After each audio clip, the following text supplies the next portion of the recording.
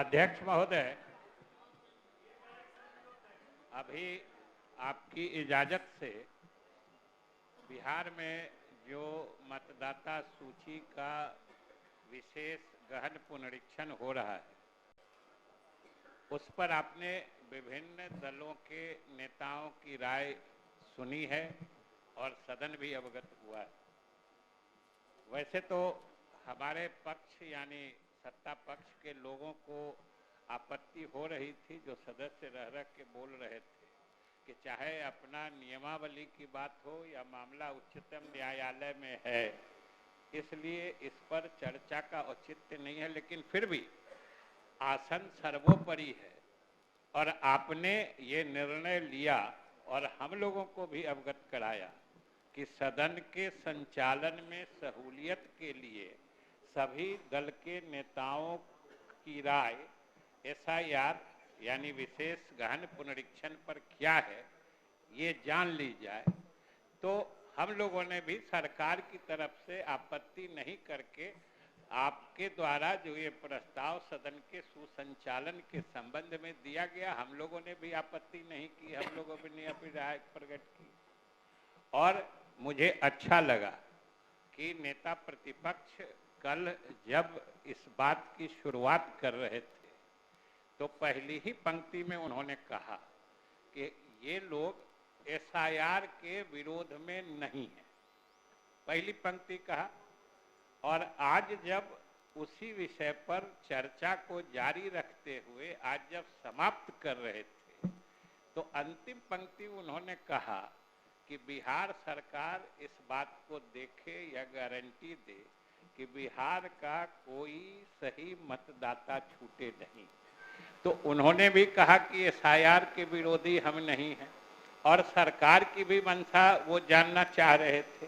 तो महोदय, हम भी सरकार की तरफ से इस सदन को और बिहार के सभी मतदाताओं को आश्वस्त करना चाहते हैं कि बिहार सरकार भी यही चाहती है कि कोई भी सही और वाजिब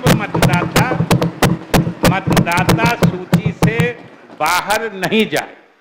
हमारे मुख्यमंत्री से लेकर सारे मंत्रिपरिषद और सारे सदस्यों की यही इच्छा है कि कोई भी सही और वाजिब मतदाता का नाम आगामी चुनाव को देखते हुए मतदाता सूची से बाहर नहीं जाए। महोदय, कल नेता प्रतिपक्ष संवैधानिक प्रावधानों की भी चर्चा कर रहे थे कि जो इस संविधान के प्रावधान के तहत भारत का आदमी नागरिक 18 वर्ष की उम्र पूरा कर लेता है, उसको मतदाता होने का अधिकार है।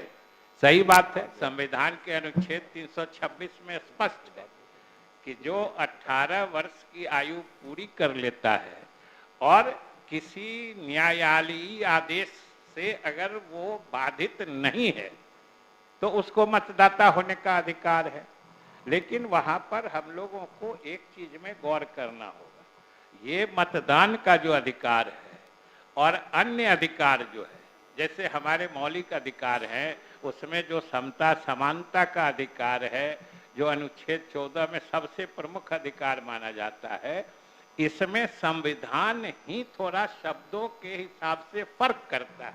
उस फर्क को भी समझना चाहिए कि मौलिक अधिकार के जैसे इक्वलिटी का जो राइट है, समानता समता का अधिकार, वो किसी भी व्यक्ति के लिए है। संविधान कहता है एनी पर्सन, किसी व्यक्ति को कानून के नजर में फर्क नहीं किया जाएगा। लेकिन जिस प्रावधान का हवाला नेता प्रतिपक्ष भी कर रहे थे कि कौन आदमी मतदान करने का अधिकारी होगा, उसमें संविधान कहता है किसी व्यक्ति के बारे में नहीं करता है, उसमें किसी नागरिक की चर्चा करता है, एनी सिटीजन।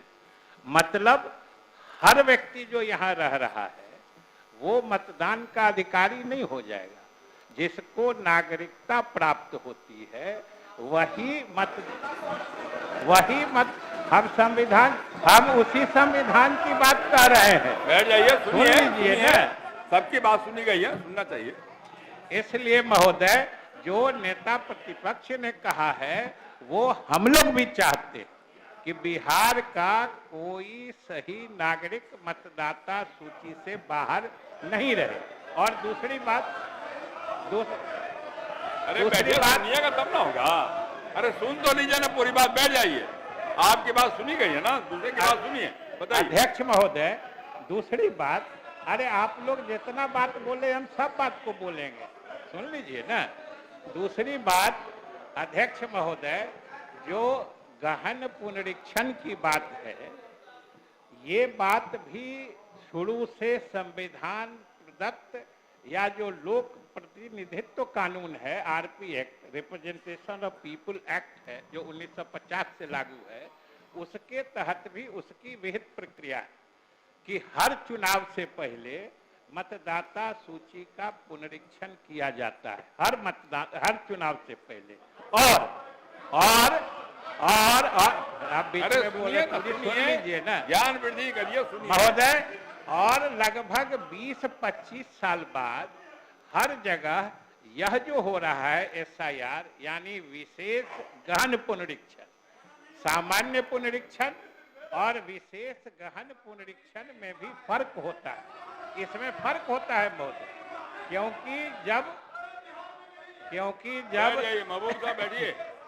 क्योंकि जब सामान्य पुनरीक्षण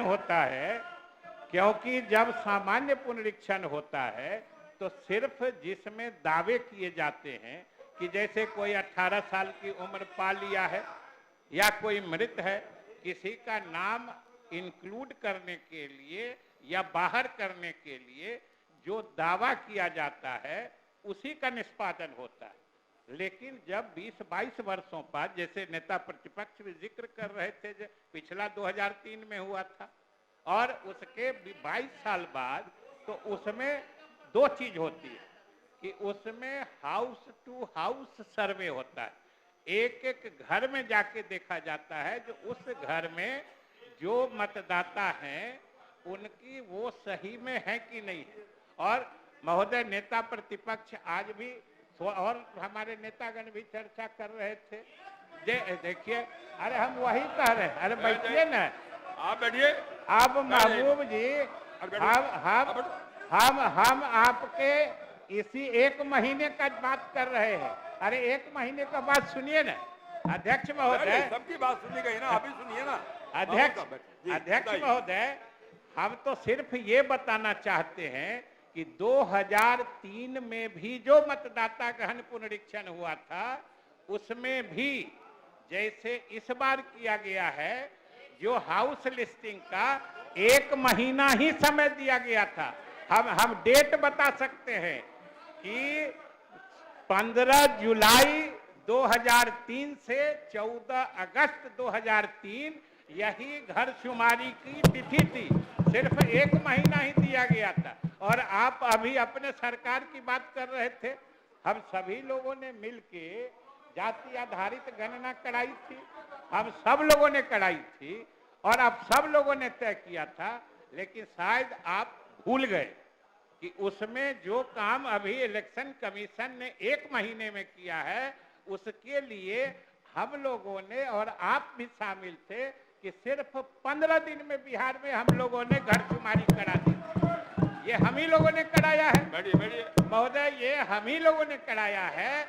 हम डेट बता सकते हैं, 7 जनवरी 2023 से 21 जनवरी 2023 तक 15 दिन में हम लोग घर शुमारी यानी हाउस लिस्टिंग का काम, घर घर जाके सर्वे करने का काम महोदय सारे सदन ने मिलके 15 दिन में कराया था।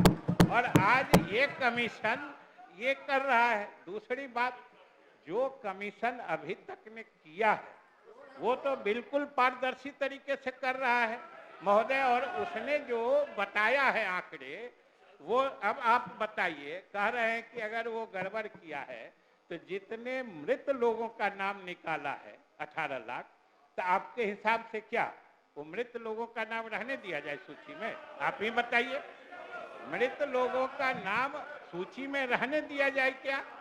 और जैसे बताया है कि कितने लोग यहाँ छोड़ के दूसरे जगह चले गए। अगर उनकी पहचान करता है तो आप क्या चाहते हैं कि कुछ लोग 2-3 जगह के मतदाता बने रहे? यह भी तो उचित नहीं है। तो इसलिए अगर ये काम वो कर, और महोदय अब तो 2 दिन की बात है, 26 जुलाई को वो तिथि हाउस लिस्टिंग का यानी फर्स्ट फेज जो है इलेक्शन कमीशन का वो खत्म हो रहा है। 1 अगस्त को ड्राफ्ट पब्लिकेशन होने जा रहा है। 1 अगस्त को जो सूची आएगी, और आपके हिसाब से महोदय 1 अगस्त से लेके 1 सितंबर तक 1 महीना का टाइम चुनाव आयोग दे रहा है। जो आपको जिस चीज पर आपत्ति है बता दीजिए कि उसमें कौन गलत है कौन सही है, आप बता दीजिए। और इलेक्शन कमीशन कह रहा है कि हम सारे राजनीतिक दलों की जो आपत्तियां आएंगी उनको बिल्कुल पारदर्शी तरीके से हम निष्पादित करेंगे। तो अब क्या आपत्ति है? आपको लगता है कोई छूट गया है तो उसका नाम दे दीजिए, वो आपको बता देगा जोड़ के जो हमने जोड़ दिया है। अगर कोई गलत है तो वो बता दीजिए, उसको कटवा देगा।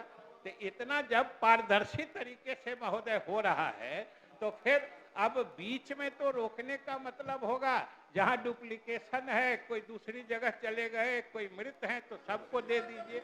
और महोदय और अध्यक्ष महोदय, एक विशेष बात ये है कि अभी तक न इलेक्शन कमीशन ने न सरकार ने किसी ने कोई इस तरह की मंशा नहीं बताई है। तब इसको किसी खास समुदाय के तहत घुमा देने का, किसी खास समुदाय को इसके लक्ष्य पे जबरदस्ती डाल देने का ये क्या उचित है? और अगर महोदय ये मृत जो 18 लाख निकले हैं इसमें तो हर जात धर्म के लोग हैं, तो कहाँ इसमें कोई फर्क हो रहा है? जो नियम के तहत आते हैं चाहे किसी जात धर्म के हैं उसी पर तो कार्रवाई हो रही है महोदय। इसलिए अभी समय है और आपको पता होना चाहिए कि लगभग 98% मतदाताओं का हिसाब हो चुका है। 90%, 95% ने तो फिर से आवेदन डाल दिया।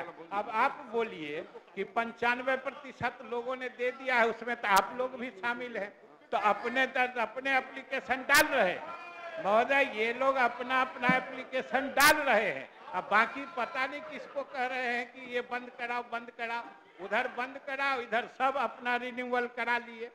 यही ये देखिए महोदय, सब लोगों ने अपना डाल दिया।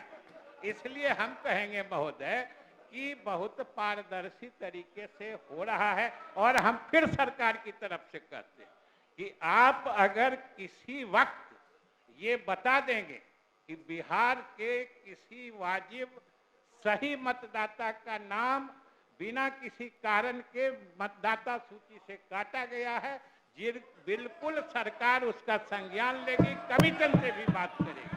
लेकिन अगर कहीं डुप्लीकेशन है महोदय उसको जरूर देखना चाहिए। और सब लोग तो आप लोग अपना करा ही लिए हैं तो दूसरे का भी करवा दीजिए बात पर।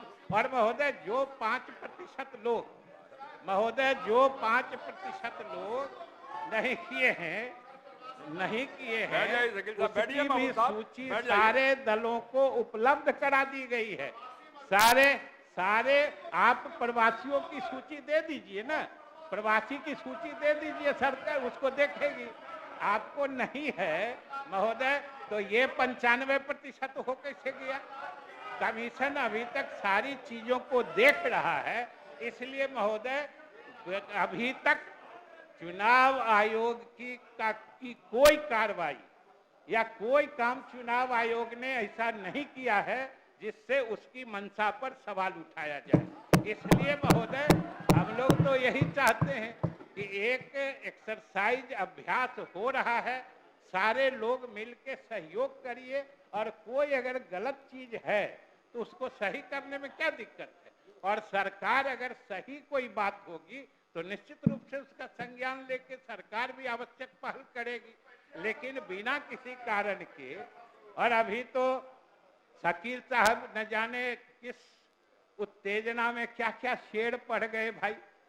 आप तो शेर इतना पढ़ दिए कि आसन से 2 पंक्ति आ गई। तो महोदय हमको भी 2 पंक्ति याद आ रही है।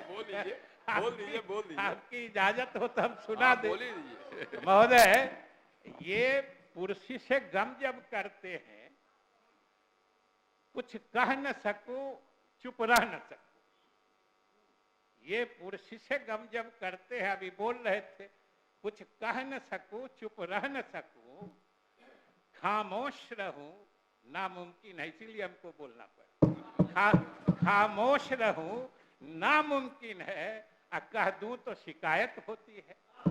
इसलिए महोदय, हम सारे सदन से अनुरोध करते हैं कि सब लोग मिलके ये जो एक अच्छा अभ्यास एक्सरसाइज चुनाव आयोग के द्वारा किया जा रहा है, ये नियमित होता आया है। और समय भी हमने बता दिया, बराबर आप टाइम फ्रेम कह रहे थे। जो आपने 15 दिन में कराया है, वो इलेक्शन कमीशन 1 महीने में करा रहा है। इसलिए महोदय, सब लोगों को इसमें सहयोग करना चाहिए।